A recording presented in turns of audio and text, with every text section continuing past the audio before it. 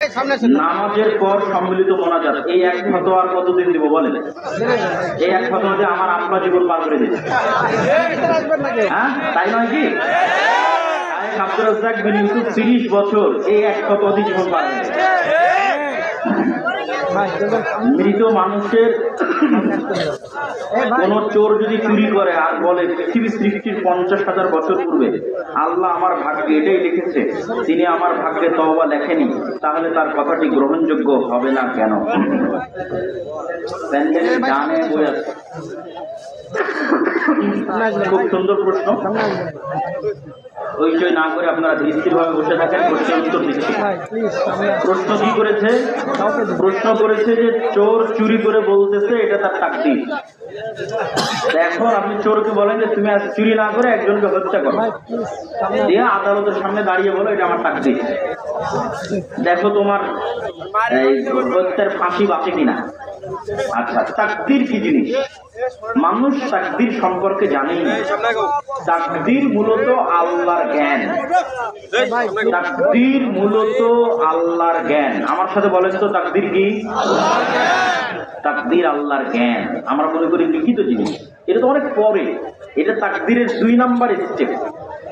আল্লাহর যে বিশাল জ্ঞান আছে, মহাসাগরের চেয়েও সীমাহীন অসীম জ্ঞান, সেই জ্ঞান থেকে শুধুমাত্র অল্প একটু, যেটা আসমান, জমিন, পৃথিবী, মানুষ, জিন এই রিলেটেড, ওইটা আল্লাহ পৃথিবী সৃষ্টির 50,000 বছর আগে লাউহে মাহফুজে ট্রান্সফার করে দিয়েছে। আল্লাহর অসীম জ্ঞান থেকে। তাহলে লাউহে মাহফুজের সাথে এই সমগ্র পৃথিবী এমন ভাবে কানেক্টেড যে এখানে একটা গাছের পাতা পড়লো সেটা লাউহে মাহফুজের সাথে কানেক্টেড। সারা পৃথিবীর কেন্দ্রীয় ডাটা সার্ভার, আসমান, জমিন এবং তার মধ্যে যা কিছু আছে, তার সেন্ট্রাল ডাটা সার্ভার হচ্ছে লাউহে মাহফুজ। এই লাউহে মাহফুজ থেকে 1 বছরের ডাটা ফেরেশতাদের কাছে হস্তান্তর হয়। লাইলাতুল কদরের রাতে ফেরেশতাদের কাছে 1 বছরের ডাটা হস্তান্তর হয়। তাহলে লাউহে মাহফুজে যে তাকদীর লিখিত আছে এটা আল্লাহর জ্ঞান। এবার মানুষ যখন যে কাজ করবে সেই কাজ সে স্বেচ্ছায় করবে। আপনি যখন একটা গেম যখন ডেভেলপ করেন, একটা সফটওয়্যার যখন ডেভেলপ করেন, ওখানে ফাংশনগুলো যখন ক্রিয়েট করেন, এই ফাংশনগুলো এক প্রকার তাকদীরের মতো। কিন্তু আপনি এটা জানেন না যে কে কখন কোন ফাংশন গ্রহণ করবে। কিন্তু যে ফাংশনে গ্রহণ করুক না কেন, সাথে সাথে ওইটার ইমিডিয়েট ফিডব্যাকও সে পাবে, ইমিডিয়েট রেজাল্টও সে পেয়ে যাবে, কেন ওটা আগে থেকে সেট আপ করা। কিন্তু আপনি এটা জানেন না যে আমার কোন প্লেয়ার গেম খেলার সময় কোন ফাংশনটা অ্যাক্সেস করবে, এটা জানেন না। তো আল্লাহর জ্ঞান এত অসীম, উনি একে তো পৃথিবী একটা সিস্টেমের উপর ডেভেলপ করেছে, একটা তাকদীরের উপর ডেভেলপ করেছে, আবার কোন মানুষ কোন অপশনটা অ্যাকসেপ্ট করবে এটা আল্লাহ জানেন, কিন্তু মানুষ ওই অপশনটা অ্যাকসেপ্ট করবে স্বেচ্ছায়। মানুষ তার পুরো শরীরের সকল শক্তি, সকল ক্ষমতা ব্যবহার করতেছে আল্লাহ সুবহানাহু ওয়া তাআলার অনুমতিতে, কিন্তু ব্যবহার করতেছে নিজের ইচ্ছায়। ইসলামী পরিভাষায় কারো অনুপস্থিতিতে অন্যের নিকট এমন কোনো কথা বলা যা শুনলে সে মনে কষ্ট পাবে, তাই গীবত। তাহলে কোনো আইনজীবী বা কোনো ঘটক যদি আমাকে কোনো ঘটনা সম্পর্কে জানতে চাই, তাহলে কি গীবত হবে? মুসলিম ভাইয়ের কল্যাণে, মুসলিম প্রতিষ্ঠানের কল্যাণে, মুসলিম দেশের কল্যাণে দোষ ত্রুটি বলা যায়। রাসূল সাল্লাল্লাহু আলাইহি ওয়াসাল্লাম নিজেও বলেছেন, আমি বিজ্ঞান ও কোরআন মাজিদের মধ্যকার সম্পর্ক নিয়ে জানতে ভীষণ আগ্রহী, এরকম কোনো বই থাকলে জানানোর অনুরোধ করবেন। প্রশ্নটি একজন হিন্দু গবেষকের। তিনি বলেন, ইসলাম ধর্ম বলে ধ্যান করা নিষেধ, কিন্তু হযরত মুহাম্মদ সাল্লাল্লাহু আলাইহি ওয়াসাল্লাম গুহায় কেন গিয়েছিলেন এবং সেখানে তিনি কিভাবে আল্লাহর উপাসনা করতেন? সম্মানিত উপস্থিতি, সকল নবী সালাত আদায় করেন। সালাত আদায়ের ধরনে পার্থক্য হতে পারে।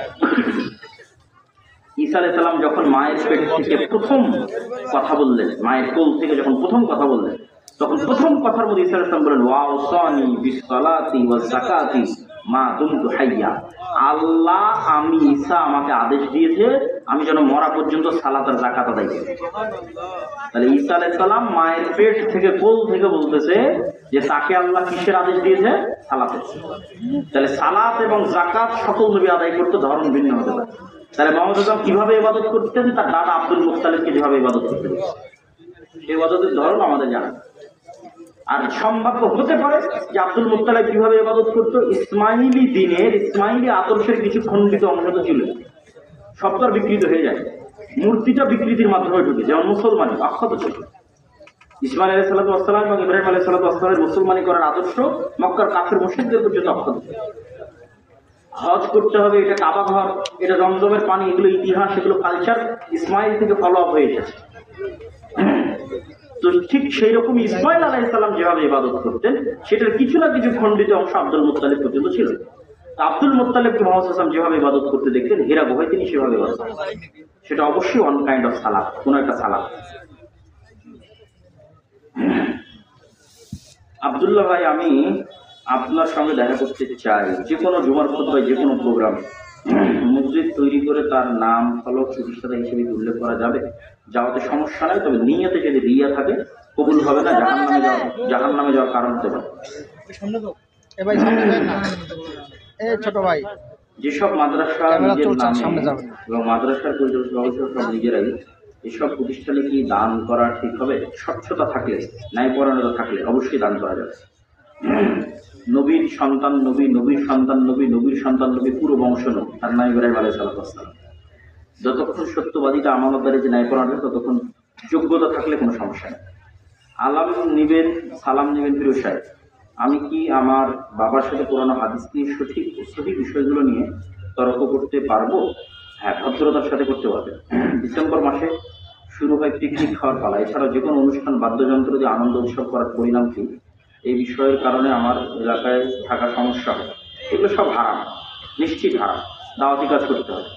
যারা বই নিতে চান জরুরি ভিত্তিতে হাতের ডানে, এবং কেউ মাসিকাল ইতিসাম ছাড়া যাবে না। গত বছর ডাঙ্গিপাড়া মাদ্রাসায় গিয়েছিলাম। আপনার মাদ্রাসায় স্থায়ীভাবে থাকতে চাই। আসলে প্রতিষ্ঠান তো এগুলোতে স্থায়ীভাবে ছাত্র হওয়া ছাড়া, অথবা কর্মচারী বা কর্মকর্তা বা স্টাফ হওয়া ছাড়া স্থায়ীভাবে এমনি থাকার কোনো রাস্তা নেই। একটা হতে পারে দাওয়ায়ে ইলাল্লাহর বিভিন্ন কোর্স হয়, সেগুলো থেকে এমনি থাকতে পারে, কোর্সে অংশগ্রহণ করতে পারে। 20 দিনের কোর্স হয়, যেটা রমজানে হবে। এই যে রমজান আসতেছে, রমজানে হবে, যে কেউ যেতে পারে। আপনাদের অঞ্চলে যারা শিক্ষিত যুবক শ্রেণী আছে তাদেরকে আমি আহ্বান জানাবো 20 দিনের কোর্সে যেতে। 3 দিনের মাদ্রাসা, সেগুলো আমাদের ফেসবুক পেজে পাওয়া। মক্তবে শিক্ষকদের ট্রেনিং হয়। তাকলিদ করা কি শিরক নাকি জায়েজ? তাকলিদের ধরনের উপর নির্ভর করে। ইহুদিরা যে তাকলিদ করে সেটা শিরক। ইহুদিদের মধ্যে একটাই শিরক আছে, বা অনেকগুলো শিরক আছে, তার মধ্যে বড় শিরক তাকলিদ।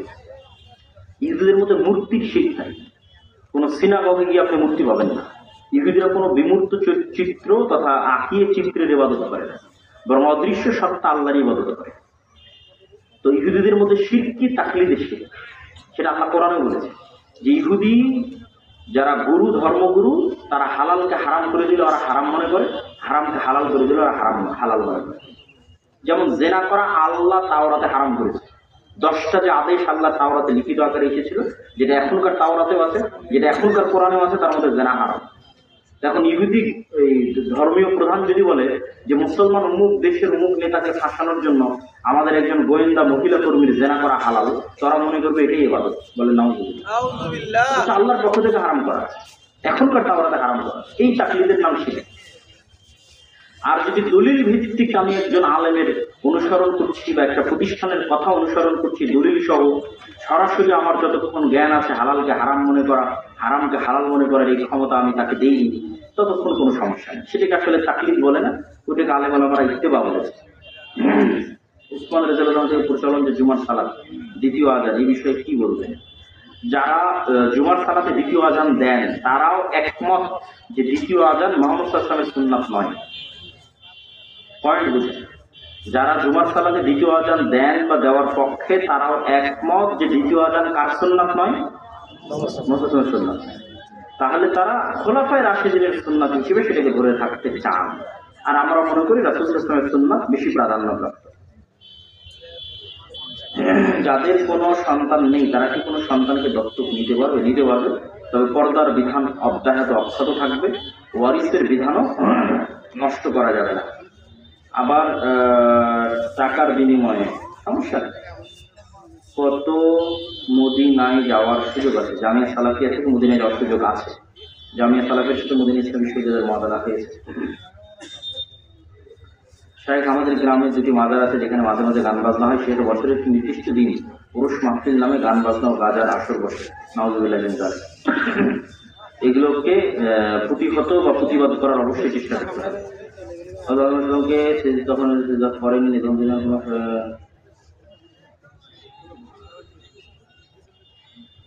শাইখ দুনিয়া ধ্বংস হওয়ার পর বিচার শেষ হওয়ার পর কি আবার দুনিয়ার মতো মানুষ একত্রে বসবাস করবে? দুনিয়া ধ্বংস হওয়ার পর বিচার শেষ হওয়ার পর জান্নাতে মানুষ যা চাইবে তাই।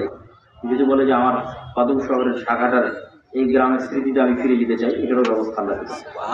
আত্মীয় স্বজনের সাথে যদি তারা যে সমস্ত আত্মীয় স্বজন জান্নাতে যাবে তাদের সাথে যদি এই দুনিয়ার এখানে ফিরে এসে একটু ঘুরে বেড়াতে চায়, যমুনা নদীতে গোসল করতে চায়, সেটারও সুযোগ দেওয়া হবে।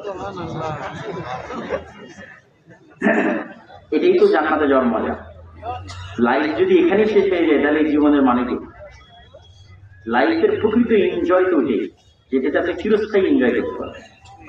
এই শৈশবের স্মৃতিগুলোতে আবার ফিরে যেতে পারে, ওটাই তো জীবন। তাহলে এটার জন্য জান্নাতে যাওয়াই লাগে, কোনো রাস্তা নেই।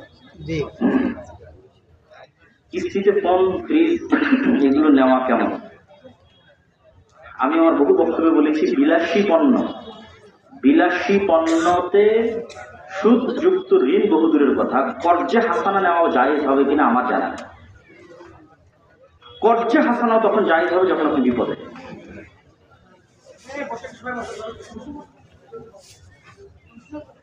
হুজুর আসসালামু আলাইকুম, ব্যাংকে টাকা রেখে মসজিদ সভাপতি হওয়া যাবে? ব্যাংকের টাকা থেকে যদি সুদ না নেয় সমস্যা নেই। ইল্লাল্লাহ এটা কোনো জিকির নয়, লা ইলাহা ইল্লাল্লাহ পুরোটাই। এত প্রশ্নের উত্তর দেওয়া যাবে না। তো ঠিক আছে, আমি প্রশ্ন উত্তর শেষ করে দিতে চাচ্ছি। হয়তো আজকের অনুষ্ঠানের যিনি প্রধান অতিথি তিনি উপস্থিত হয়েছে, তার জন্য আমি স্টেজ ছেড়ে দিচ্ছি। আপনারা সবাই বৈঠক শেষে দোয়া করেন। সুবহানাকাল্লাহুম্মা ওয়া বিহামদিকা আশহাদু আল্লা ইলাহা ইল্লা আনতা আস্তাগফিরুকা ওয়া আতুবু ইলাইক।